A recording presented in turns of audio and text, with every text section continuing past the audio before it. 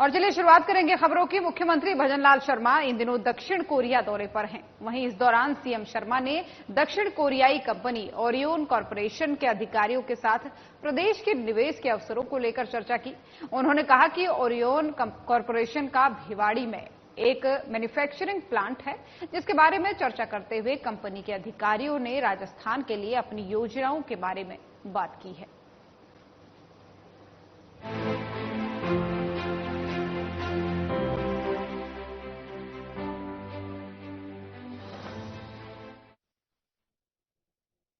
और राजस्थान के मुख्यमंत्री भजनलाल शर्मा के दक्षिण कोरिया जापान दौरे का आज तीसरा दिन है। सीएम का ये दौरा rising Rajasthan global investment summit 2024 को लेकर काफी अहम है। सीएम विदेशी निवेशकों को आमंत्रित भी कर रहे हैं और इसी पर देखिए हमारी ये खास रिपोर्ट।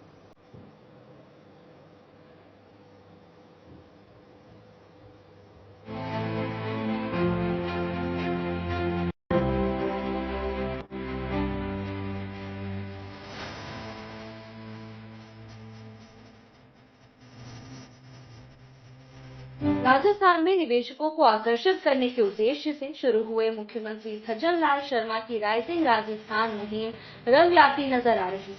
मुख्यमंत्री भजनलाल शर्मा दिसंबर में जयपुर में आयोजित होने वाले राइजिंग राजस्थान समिट में विदेशी निवेशकों को बुलाने के उद्देश्य से इस समय दक्षिण कोरिया की यात्रा पर हैं, जहां दक्षिण कोरिया की कई कंपनियों के प्रतिनिधियों से मुलाकात के बाद राज्य में निवेश को बढ़ावा देने के नजरिए से सकारात्मक संकेत मिले। सैमसंग, ओरियन सहित कई कंपनियों ने कारोबार बढ़ाने के संकेत दिए हैं। मुख्यमंत्री भजनलाल शर्मा के नेतृत्व में राजस्थान सरकार के उच्च स्तरीय प्रतिनिधिमंडल की यात्रा के दूसरे दिन कई दक्षिण कोरियाई कंपनियों ने प्रदेश में अवसरों की तलाश करने और राज्य में अपने व्यवसाय का विस्तार करने में अपनी रुचि दिखाई है। इसमें Samsung Healthcare, Alex International, Orion Corporation, Hyosung Corporation के साथ साथ कोरियन स्टोन एसोसिएशन सहित कई अन्य दक्षिण कोरियाई कंपनियां शामिल हैं। सैमसंग ने AI आधारित हेल्थकेयर डिवाइसेस देने में रुचि दिखाई है। प्रतिनिधिमंडल के संग चर्चा के दौरान सैमसंग हेल्थकेयर ने राजस्थान के चिकित्सा और स्वास्थ्य विभाग के साथ मिलकर AI आधारित नए हेल्थकेयर डिवाइसेस उपलब्ध कराने में अपनी रुचि दिखाई। ओरियन कॉर्पोरेशन ने अपने भिवाड़ी मैन्युफैक्चरिंग प्लांट की चर्चा करते हुए राजस्थान के लिए अपनी विस्तार योजनाओं पर चर्चा की। ब्यूरो रिपोर्ट, साधना प्रेस न्यूज।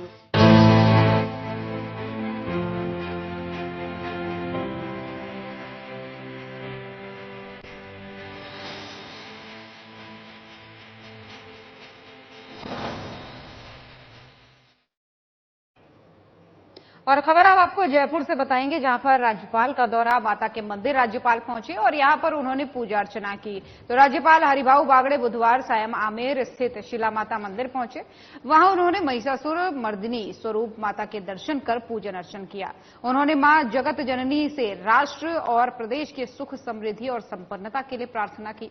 इसी के साथ ही राज्यपाल ने बाद में ऐतिहासिक आमेर किले के दीवाने आम, शीश महल, केशर क्यारी, 27 कचहरी, गणेश पोल, मैजिकल फ्लावर आदि देखे। और वहां पर आपको बता दें कि उन्होंने वहां के शिल्प सौंदर्य और वास्तु विज्ञान को महत्वपूर्ण बताते हुए जल संरक्षण की परंपराओं से सीख लेने का आह्वान किया।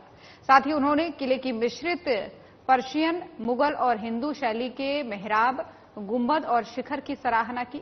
वहीं राज्यपाल ने कहा कि यूनेस्को विश्व विरासत में शामिल आमेर किला राजस्थान ही नहीं बल्कि पूरे देश का गौरव है। उन्होंने पर्यटन की दृष्टि से इसके वास्तु और कलात्मक पहलुओं का प्रभावी विपणन किए जाने का आह्वान किया है।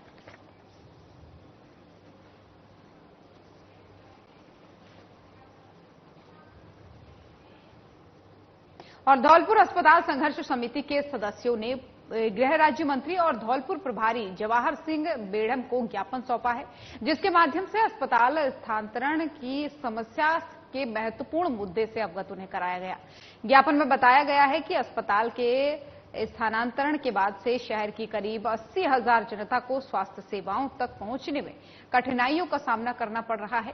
अस्पताल स्थानांतरण के बाद से आपातकालीन चिकित्सा सेवाओं का अभाव महसूस किया जा रहा है। अस्पताल के दूर होने से मरीजों और उनके परिवारों को आवागमन में असुविधा हो रही है।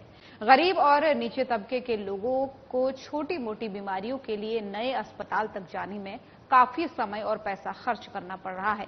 गृह राज्य मंत्री ने ज्ञापन को गंभीरता से लिया और जनता की मांगों पर विचार करने का आश्वासन दिया। उन्होंने इस मुद्दे पर चिकित्सा मंत्री और मुख्यमंत्री से बात करके जल्द समाधान का आश्वासन दिया।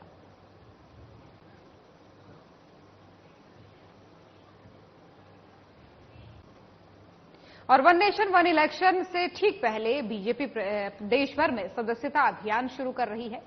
2 सितंबर को दिल्ली और 3 सितंबर को प्रदेश स्तर पर शुरू हुए इस अभियान में बीजेपी के अब तक राजस्थान में 11 लाख से अधिक सदस्य बन गए हैं। लेकिन 1.25 करोड़ के इस लक्ष्य को पूरा करने के लिए महासंपर्क अभियान आज से शुरू हुआ है। 11 से 17 सितंबर तक यानी अगले 7 दिनों तक चलने वाले इस महासंपर्क अभियान के तहत बीजेपी के सभी छोटे से बड़े नेता अपने अपने बूथ पर जाकर नए लोगों को पार्टी की रीति और नीति से जोड़ने का काम करेंगे। उधर सदस्यता अभियान के प्रदेश संयोजक अरुण चतुर्वेदी ने बताया कि पहले फेज के तहत इस अभियान को और गति देने के लिए 11 से 17 सितंबर तक महासंपर्क अभियान शुरू किया जाएगा। इस दौरान जो बूथ से वंचित रह गए हैं उन्हें अप्रोच किया जाएगा। इस महासंपर्क में जबकि आपको बता दें कि सबकी सामूहिक जिम्मेदारी रहेगी। छोटे से लेकर बड़े नेता सभी बूथ स्तर पर आम जनता को पार्टी की नीति और रीति से जोड़ते हुए सदस्यता दिलाएंगे। वहीं प्रदेश 3 सितंबर से शुरू हुए प्रदेश में इस अभियान में अब तक करीब 14 लाख सदस्य बन चुके हैं। 2 तारीख को माननीय प्रधानमंत्री जी को सदस्य बना करके इस अभियान की शुरुआत हमने की। 3 तारीख को राजस्थान के मुख्यमंत्री श्रीमान भजनलाल जी और प्रदेश अध्यक्ष मदन जी को सदस्य बनाकर के इस अभियान की शुरुआत की। 4 तारीख को सभी जिलों में लॉन्चिंग इसकी हुई है। हम अब तक कह सकते हैं कि बूथ तक की रचना का काम पूरा किया। उसके बाद तुरंत ही वो मिस कॉल का नंबर चालू हो गया और बड़े पैमाने पर मैं मोटा आंकड़ा नहीं, लक्ष्य हमारा 1.25 करोड़ का है। आज तक कितने बने ये तो एक बार जब पूरा आने के बाद आंकड़ा आएगा। लोग जो जिलों की समाचार सब मिल रहा है उसमें लगता है कि लाखों की संख्या में कोई आज की तारीख तक कोई 8 लाख 9 लाख के आसपास सदस्य राजस्थान में बन चुके हैं। इसी मोटी मोटी जानकारी मैं दे सकता हूं, एग्जैक्ट उसका नहीं। और बांसवाड़ा जिला परिषद सभागार में बांसवाड़ा पंचायत समिति की साधारण सभा का आयोजन किया गया। विधायक अर्जुन सिंह बामनिया और प्रधान बलवीर रावत उपस्थित रहे, जिसमें विभिन्न महत्वपूर्ण मुद्दों पर चर्चा की गई। पंचायत समिति प्रधान बलवीर रावत की अध्यक्षता में आयोजित इस बैठक में विभिन्न विभागों द्वारा किए गए कार्यों की समीक्षा की गई है और लंबित कार्यों को जल्द पूरा करने के निर्देश दिए गए हैं। प्रधान बलवीर रावत ने बारिश के मौसम में क्षतिग्रस्त सड़कों और भवनों की मरम्मत को लेकर प्राथमिकता देने पर जोर दिया है। साथ ही ग्रामीण क्षेत्रों में बिजली समस्या को दूर करने के लिए अधिकारियों को निर्देश दिए और टूटी सड़कों की जल्द से जल्द मरम्मत कार्य शुरू किया जाए ताकि आम जनता को किसी प्रकार की कोई असुविधा न हो। बैठक में उपस्थित सदस्यों ने विकास कार्यों में तेजी लाने और अवरुद्ध परियोजनाओं को जल्द पूरा करने की आवश्यकता पर भी जोर दिया। विभिन्न विभागों के अधिकारियों ने अपने अपने विभागों द्वारा किए गए कार्यों की जानकारी प्रस्तुत की, जिसमें शिक्षा, स्वास्थ्य, सड़क निर्माण और अन्य बुनियादी सुविधाओं के कार्य शामिल थे। पंचायत समिति ने इन कार्यों की सराहना की और शेष वंचित कार्यों को जल्द से जल्द पूरा करने का संकल्प लिया। जैसे बांसवाड़ा की साधारण सभा की बैठक है जो कि 7 महीने के बाद हुई है, जो कि लोकसभा चुनाव और विधानसभा चुनाव के बाद हो रही है। क्या क्या समस्याएं निकल के आई? समस्या का विशेष तो क्या इसमें एक लाइट की समस्या है और सड़कों की समस्या ज्यादा है। इनका निराकरण होगा? हाँ, निराकरण बिल्कुल होगा, लेकिन हो गया मतलब ब्लॉक की सबसे बड़ी सभा है, साधारण सभा सदन नहीं है। उसके मार्फत से क्या हम अधिकारियों को पाबंद करेंगे और हाथों का काम भी कराएंगे। और पाली जिले के रानी उपखंड के जवाली गांव के नरेगा श्रमिकों ने ग्राम पंचायत के ग्राम विकास अधिकारी, रोजगार सहायक और नरेगा जेईएन को हटाने की मांग को लेकर जिला कलेक्टर को ज्ञापन सौंपा है। नरेगा मजदूरों ने बताया कि लंबे समय से ग्राम विकास अधिकारी और नरेगा जेईएन नरेगा मजदूर और मेट को परेशान कर रहा है। बेवजह मेटों को ब्लैक लिस्ट करने की धमकी भी दे रहा है। वहीं एक मजदूर को चोट लग जाने पर उपचार के लिए नए मेट को ब्लैक लिस्ट भी कर दिया गया। श्रमिकों ने ग्राम विकास अधिकारी नरेगा जेईएन को तुरंत प्रभाव से हटाने की मांग को लेकर जिला कलेक्टर को ज्ञापन सौंपा है। मैं गोचर भूमि सारागृह विकास कार्य जवाली में नरेगा का काम चल रहा है। वहां से एक लेबर के पैर के लग गई तो मैं लेबर को लेकर अस्पताल जाके वहां से मैंने उस लेबर को इलाज करवाया, उसकी पर्ची कटवाई, उसको टीका लगवा के फिर मैं जितने दिन में से साइड पर कोई अधिकारी आ गए, जैसे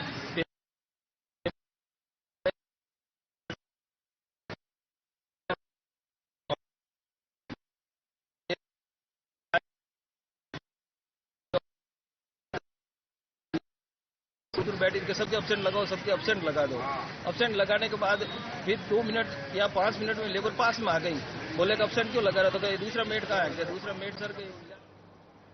और नगर पालिका परतापुर गढ़ी के वार्ड संख्या 15 में सुभाष चंद्र बोस स्टेडियम के पास अधूरी पड़ी नालियों से पानी बहकर बाहर आने से दुकानदार की ओर आने से लोग परेशान हैं। दुकानदारों का कहना है कि वर्तमान में बारिश की वजह से उनका कहना है कि बारिश के कारण दुकान पर बैठना भी दुश्वार हो गया है।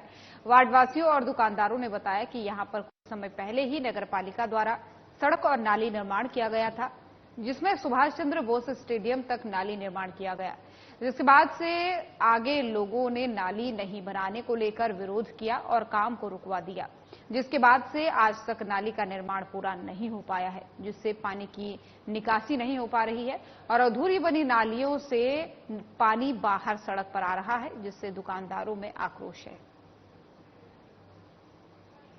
समस्या ये है कि नगर पालिका की दुकानें हैं और नगर पालिका ने अभी रोड बनाया है और रोड की नेकारी बनाई है, यहाँ पर एंड कर दिया ये, और पानी जो है पूरा रोड पे दुकान में गिरा खाएगा तो कहाँ से आएगा।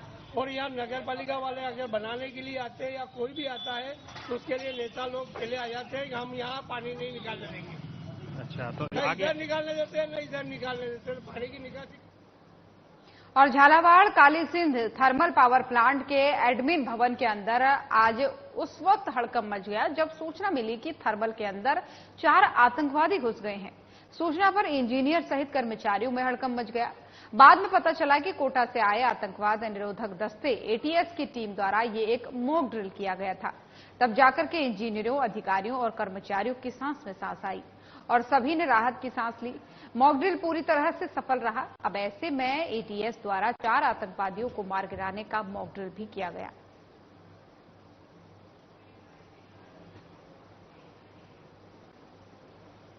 जयपुर ग्रामीण जिले की ढूंढ नदी में डूबने से 2 युवकों की मौत हो गई है, जिसकी सूचना स्थानीय लोगों ने पुलिस को दी है, जिसके बाद से सूचना पर रेस्क्यू टीम, एसडीआरएफ और पुलिस पहुंची और एसडीआरएफ की टीम ने दोनों युवकों के शवों को घंटे भर कड़ी मशक्कत के बाद पानी से बाहर निकाला। मिली जानकारी के अनुसार आपको बता दें कि दोनों युवक ढूंढ नदी में नहाने गए थे और इस दौरान डूबने से उनकी मौत हो गई।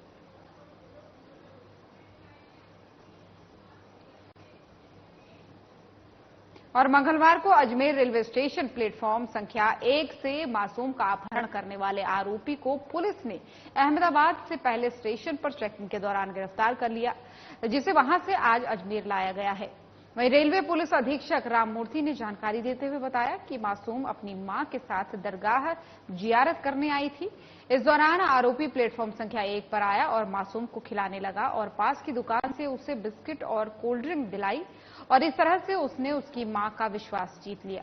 जैसे उसकी मां की नजरें इधर उधर हुई तो वो बच्ची को लेकर वहां से फरार हो गया।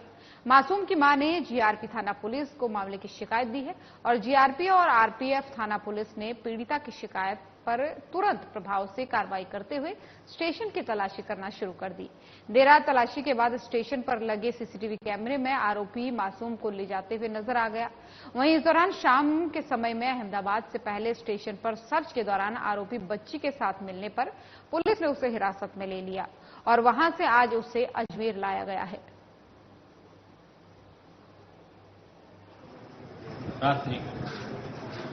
एक जायरीन महिला अपने गंतव्य को लौटने के लिए रेलवे स्टेशन पे आई हुई थी और ट्रेन का इंतजार कर रही थी। इस दौरान एक अजनबी शख्स ने उस महिला से जान पहचान और मेलजोल बढ़ाया और उस महिला के साथ जो बालिका थी उसको कोल्ड ड्रिंक वगैरह पिलाया, बिस्किट खिलाए और गोद वगैरह में लेके खिलाता रहा। इस तरह उसका विश्वास जीतने के बाद जैसे ही उस महिला की नजर क्लास के साथ किया गया।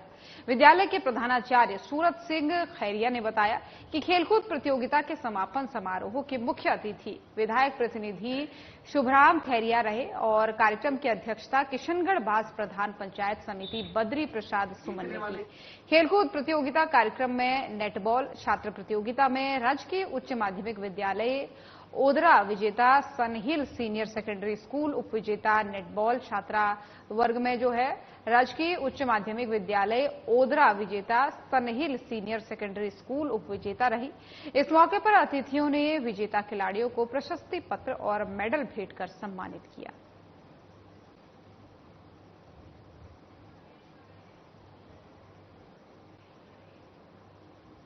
और सरमथुरा में महाकालेश्वर मेले का विधिवत रूप से शुभारंभ हुआ है। आपको बता दें कि मेले में दूर दराज से आने वाले दुकानदार भी अपनी अपनी दुकानें लेकर आए हैं। साथ ही मेले के आयोजन को लेकर नगरपालिका प्रशासन के द्वारा पूर्व में ही तैयारियां की गई थी, मगर प्रशासन के द्वारा कुछ कमियां छोड़ दी गई थी, जिसके फलस्वरूप प्रसिद्ध महाकालेश्वर मेला बारिश की भेंट चढ़ता हुआ नजर आ रहा है। वहीं आपको बता दें कि साथ ही आपको ये भी बताना है कि कल देर रात से हो रही बारिश की वजह से मेले के प्रमुख मार्ग सत्ती के चौक ने जल भराव की स्थिति बनने से मेले में जाने वाले श्रद्धालुओं को खासी परेशानी उठानी पड़ रही है और लोग नगरपालिका प्रशासन को कोसते हुए नजर आ रहे हैं।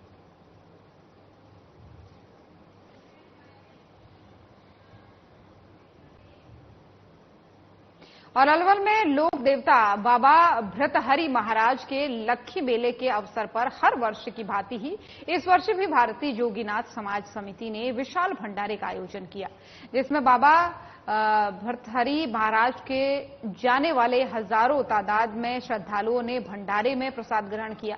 भंडारे में नाथ समाज के सैकड़ों युवाओं ने सुबह से शाम तक अपनी सेवाएं दी। सरिस्का के जंगलों में बना है भृतहरि धाम। अलवर जिला मुख्यालय से करीब 30 किलोमीटर दूर अलवर जयपुर मार्ग स्थित सरिस्का वन क्षेत्र में भृतहरि धाम मंदिर स्थापित है। ये धाम अलवर जिला की नहीं बल्कि देश भर के लोगों की आस्था का केंद्र माना जाता है। मान्यता है कि भृतहरि धाम मंदिर 200 साल से भी ज्यादा पुराना है। मंदिर के महंत कल्लूराम ने बताया कि पौराणिक कथा के अनुसार उज्जैन के महाराजा भर्तहरि ने वैराग्य धारण कर अलवर की इस तपोभूमि पर समाधि ली थी। उनकी यही समाधि स्थल भर्तहरि धाम के नाम से विख्यात है। यहाँ योगीराज भर्तहरि का समाधि स्थल पारंपरिक राजस्थानी शैली में बना है। ये मंदिर नाथ संप्रदाय से जुड़ा हुआ है, जिसके कारण नाथ संप्रदाय के साधु संत यहाँ दूर दूर से दर्शन के लिए आते हैं।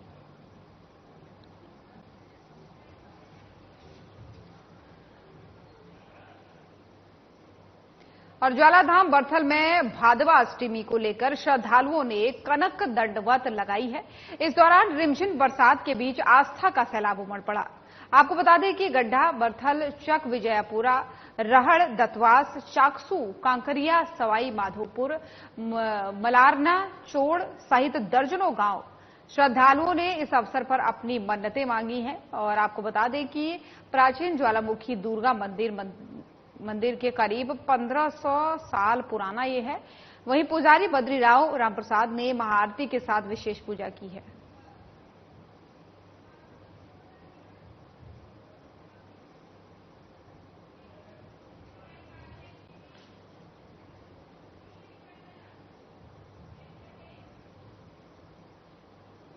और गणपति के जयकारे लगाते हुए श्रद्धालु, मंगल गीत गाती हुई महिलाएं, डीजे की धुन पर थिरकते हुए युवा, कुछ ऐसा ही नजारा चुरू जिले के तारानगर में देखा गया, जब गांव गढ़ाना में गणेश विसर्जन महोत्सव पर विसर्जन की शोभा यात्रा निकाली गई। शोभा यात्रा के दौरान गणपति बप्पा मोरिया, अगले वर्ष तू जल्दी आ, मंगल मूर्ति मोरिया, गणपति बप्पा मोरिया, जय गणेश देवा की गूंज के साथ भक्तगण रंग गुलाल उड़ाते नाचते हुए चले गए। वहीं गणेश प्रतिमा की सजी झांकी की जगह जगह आरती उतारी गई। इसी के अलावा जो है तारानगर शहर और तहसील के अनेक गांवों में विभिन्न कार्यक्रम आयोजित हुए।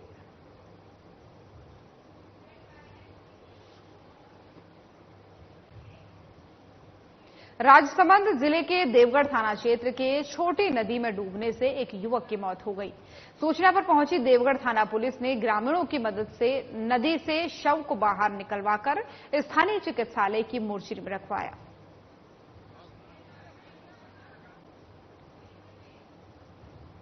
तो खबर राजस्थान देख रहे थे आप। बुलेटिन में फिलहाल इतना ही। खबरें लगातार जारी हैं। नमस्कार।